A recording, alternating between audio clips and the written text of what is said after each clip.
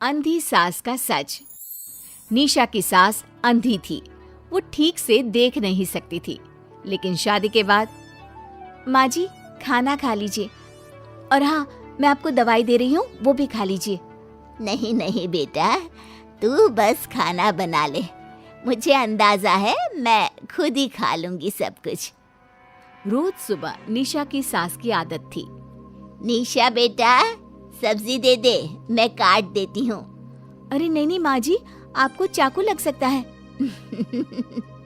नहीं नहीं बहू, मुझे अंदाजा है कि कैसे काटना है, काफी वक्त से कर रही हूँ ना मैं। वैसे भी डॉक्टर ने कहा है कि थोड़ा बहुत काम करना जरूरी होता है। माँ जी, डॉक्टर ने कहा है तो दे देती हूँ आपको, लेकिन मेरा मन नहीं मान रहा। अरे बहू, काम नहीं करूँगी तो कैसे चलेगा, बिल्कुल ही अपाहिज हो जाऊंगी। निशा सास को वो जो काम बोलती वो करने दे देती है। एक दिन निशा की सहेली का फोन आता है। सास सुन रही होती है कि वो किसी से बात कर रही है। क्या हो गया रमा, हमेशा परेशान से ही क्यों रहती हो? आ जाओ ना कभी मेरे घर पर। अरे नहीं रे, तुझे परेशान नहीं करना चाहती हूँ। मैं जानती हूँ तेरी सास अंधी है। अरे कैसे मैनेज करती होगी तू अकेले? मेरे घर में मेरी सास कोई काम नहीं करती। मैंने तो इनको साफ कह दिया है कि काम करेंगी तो ठीक है, नहीं तो इन्हें वृद्धाश्रम छोड़ आऊंगी। निशा की सास सहेली की बात सुनकर डर जाती है। वो बिना निशा का जवाब सुने वहां से चली जाती है। सास के जाने के बाद निशा कहती है, अरे नहीं नहीं, मेरी सास तो पूरा काम करती है। वो सब्जी काट देती है तो मैं छोंक देती हूँ, वो आटा गूंथ देती है तो मैं रोटी बना देती हूँ। अरे माँ जी तो झाड़ू भी इतना अच्छा लगाती है कि किसी को लगे ही नहीं कि किसी अंधे इंसान ने झाड़ू लगाया होगा। तू तो किस्मत वाली है। अरे मेरी सास के तो सारे अंग ठीक होने के बाद भी मगरमच्छ की तरह पसरी रहती है, सारा दिन सारी रात। अरे पता नहीं बुढ़िया को इतनी नींद आती भी कैसे है। खैर, वक्त बीतता है और एक दिन निशा मोहल्ले में पति के साथ जा रही होती है कि सास की सहेली मिल जाती है। अरे आंटी कैसी हैं आप? कहाँ जा रही हैं? तुम लोगों के घर ही जा रही हूँ बेटा, तेरी माँ ने बुलाया है, कह रही थी बहुत जरूरी काम है। वैसे तुम लोग कहाँ जा रहे हो? हम मेरे मायके जा रहे हैं। अच्छा, आप मम्मी जी के पास रहेंगी तो हम लोगों को कोई चिंता भी नहीं होगी। बेटा बहू चले जाते हैं। सहेली निशा के घर में जैसे ही घुसती है, उसकी सास कहती है, आ गई रीना, जब से अंधी हो गई हूँ तू तो आती ही नहीं घर। अरे क्या बताऊं सीमा, तेरा तो मुझे कुछ समझ में ही नहीं आया। अरे जैसे ही बेटी की शादी हुई उधर तू अंधी हो गई, कैसे? मतलब समझ में नहीं आया। सास जोर जोर से हंसती है। अरे पागल हो गई है क्या? किसी अच्छे डॉक्टर को दिखाना, ठीक हो जाएगी। मन नहीं करता क्या दुनिया देखने का? कल को पोता पोती होंगे, उन्हें कौन खिलाएगा? तेरी भी तो बहू आई है, तेरे भी तो बेटे को बच्चा हुआ, कितना खिला लिया तूने। अरे हमारी तो किस्मत ही फूटी थी। लड़की की पहले दिन से ही डिमांड थी कि सास ससुर के साथ नहीं रहना, चाहे जो हो जाए। अब बोल क्या करती मैं? फिर क्या कर लिया तूने? दोनों आंखें होने के बाद भी परेशान ही है ना? हाँ, पर चल कम से कम दुनिया देख तो रही हूँ ना, तेरी तरह अंधी तो नहीं हो गई। निशा की सास शांत हो जाती है। उनकी आंख से आंसू गिरने लगते हैं। अरे अरे रो मत, क्यों रो रही है? वैसे भी दुनिया में ऐसा कुछ नहीं है कि जो देखा जाए। चालाक बहुएं और ऊपर से वो बेटे जिन्हें बचपन से सीने से चिपका कर पाला, वो भी बीवियों के कहने पर माँ से लड़ पड़ते हैं। तेरी गुलाबी रंग की साड़ी बहुत अच्छी लग रही है, और ये जो चश्मे का फ्रेम है ना, जच रहा है तुझ पर। सहेली शांत हो जाती है। मतलब तू अंधी नहीं है, तू देख सकती है। हाँ, तू मेरी सबसे खास सहेली है, इसलिए बता रही हूँ। मैं ठीक हूँ, बिल्कुल ठीक। अरे तो फिर अंधी होने का नाटक क्यों कर रही है? दुनिया देख ली है मैंने, देखा है मैंने कैसे सास को देखकर बहुएं रंग बदलती है। मैं अपने बेटे के बिना नहीं रह सकती। पति का साया तो पहले ही उठ गया, बेटे को बहू ले गई तो क्या करूँगी। सारा काम कर देती हूँ, वो इसी में खुश है। सहेली निशा की सास को गले लगा लेती है। लेकिन झूठ बोलकर कब तक?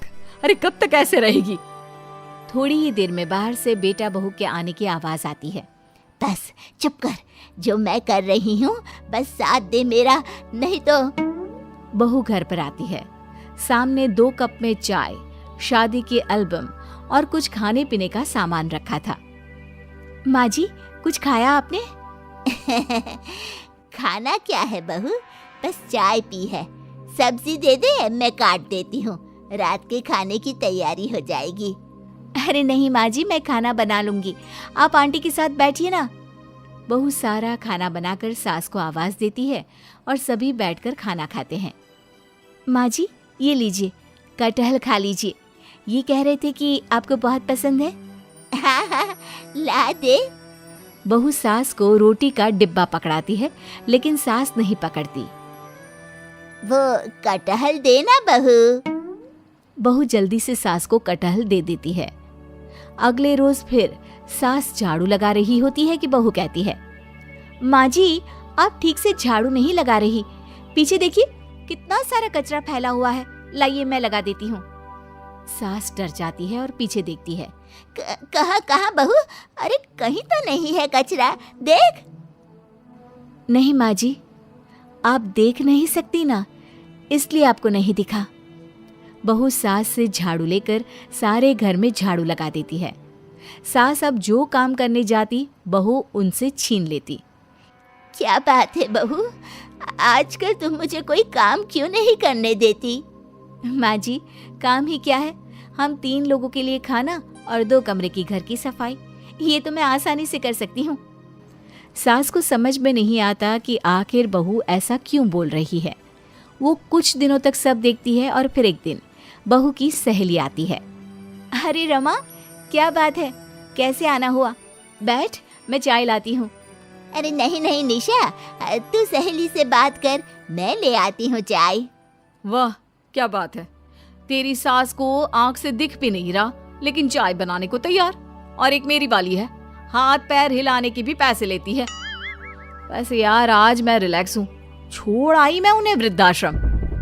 सास डर जाती है और अंदर से चाय बनाकर ले आती है, लेकिन डर के मारे सास के हाथ से चाय की ट्रे गिर जाती है। बहू की सहेली बोल पड़ती है, अरे कुछ काम होता नहीं है तो करती क्यों है बुढ़िया, एहसान दिखाने के लिए? अरे मैं तो कहती हूँ तू भी इस अंधी को वहीं छोड़ा।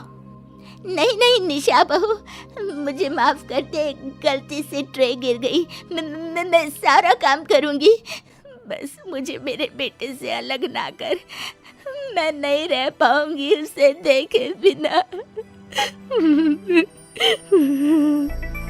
बस माँ, यही सुनना था।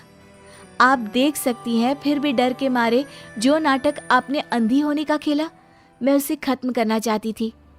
माँ जी, आप घर की बड़ी हैं, मेरे पति की माँ है, मेरे लिए आपकी जगह भगवान से कम नहीं। आप अंधी नहीं भी होंगी तो भी मैं कभी भी आपको खुद से दूर नहीं करूंगी माँ जी, मेरा विश्वास रखिए।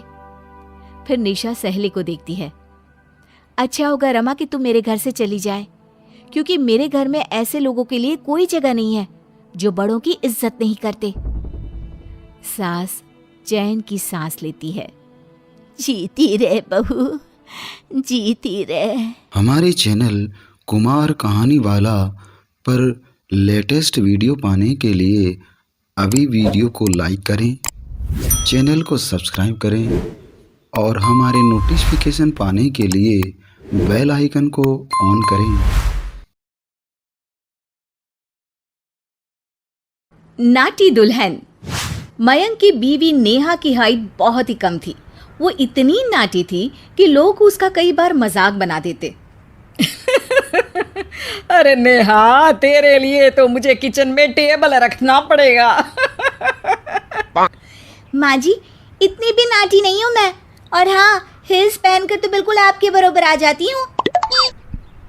अरे तेरे पापा ने महंगी कार का लालच दे दिया, वरना तो मेरे बेटे के लिए लंबी लंबी लड़कियों की लाइन लगी थी। क्या बताऊं तुझे, कटरीना फैल थी उनके सामने। पर माँ जी, आपका मयंक भी तो हाइट में कौन सा अभिषेक बच्चन की तरह है जो कटरीना मिल जाती। वैसे भी मेरी और इनकी जोड़ी तो राम सीता की जोड़ी है, राम सीता की। एक दिन सभी खाना खा रहे होते हैं, तभी माँ, दाल बहुत अच्छी बनी है, जरा और देना। रुको जी, मैं लेकर आती हूँ, किचन में है, वैसे भी मैं खड़ी ही हूँ। ये सुनकर सास हंसने लगती है। तुम खड़ी हो या बैठी एक जैसी ही लगती हो। बस कीजिए जी, अभी हिल्स नहीं पहनी है, वैसे भी हिल्स पहनती हूँ तो आपके बराबर ही लगती हूँ।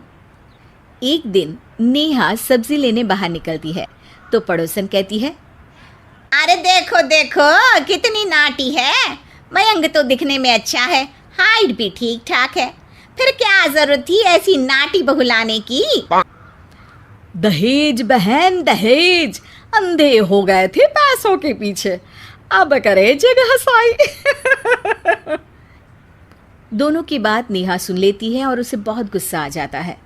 आंटी जी एक बात बताओ, मेरे पापा के पास पैसे हैं, उनको अच्छी लड़की की तलाश थी, ये पसंद आए और शादी हो गई, इसमें मेरा क्या कसूर है जो आप लोग मुझे सुना रही हैं। अरे नहीं नहीं नेहा, हम तो तेरी सास की बात कर रहे थे कि कितनी लालची औरत है। देखिए वो लालची नहीं है, हाँ उनकी कुछ शौक है जो वो अपने बेटे से पूरा करवाना चाहती है, और देखा जाए तो उसमें उनकी गलती भी क्या है भला। अगर इन्होंने मुझसे शादी की है तो ज़रूर कुछ न कुछ तो अच्छाई नज़र आई होगी ना। और अब ना तो मैं आपकी बहू हूँ और ना ही आपके रिश्तेदारों को मुझसे मिलना है, फिर ये बात समझ नहीं आई कि आप इतना परेशान क्यों हो रही हैं। ये बोलकर नेहा वहाँ से निकल जाती है। नेहा चलो तैयार हो जाओ, हम लोगों को एक पार्टी में जाना है। नेहा तैयार होकर पार्टी में जाती है जहाँ मयंक का दोस्त उससे कहता है, अरे मयंक तू लकी है यार, तेरी बीवी की हाइट इतनी कम है कि तुझे बच्चे की ज़रूरत ही नहीं है, भाभी ही बच्ची जैसी है। और मयंक, मेरी बीवी इतनी कम हाइट की हो ना तो मैं तो घर से बाहर ही ना निकलूं, कहीं फुदक कर चली गई तो लेने के देने पड़ जाएंगे। सभी नेहा पर हंसने लगते हैं। तभी पार्टी की जगह पर आग लग जाती है। अरे भागो यहाँ से, जल्दी करो, निकलो यहाँ से।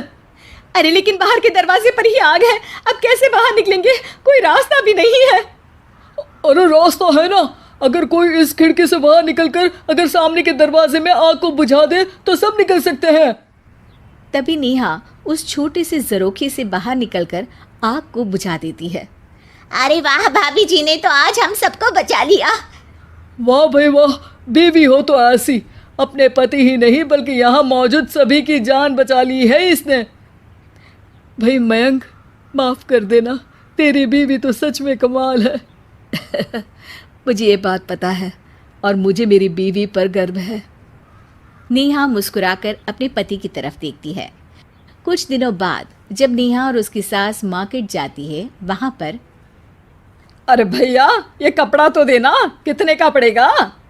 माता जी ये तो बहुत महंगा कपड़ा है, लेकिन अब बस सिर्फ 2 मीटर ही बचा है, मेरे तो किसी काम का है नहीं ये टुकड़ा, तो आप 100 रुपया ही दे दीजिए। अरे भैया तो मैं क्या करूँगी इस टुकड़े का, लेकिन वैसे है बड़ा ही सुंदर। तभी नेहा बोल पड़ती है, इसमें तो मेरी पूरी ड्रेस बन जाएगी। ये कहकर वो कपड़ा ले लेती है। अगले दिन नेहा वो ड्रेस पहनकर सास के सामने आती है। अरे वाह नेहा, ये ड्रेस तो बहुत ही सुंदर लग रही है, बड़ी महंगी होगी ना? अरे कपड़ा तो मैंने ही पसंद किया था, बस पूरा नहीं था तो इसने ले लिया। सिर्फ 200 रुपये की ड्रेस है ये पूरी। देखो माँ जी, नाटी होने का भी कम फायदा नहीं है। जैसे तैसे दिन कट रहे थे।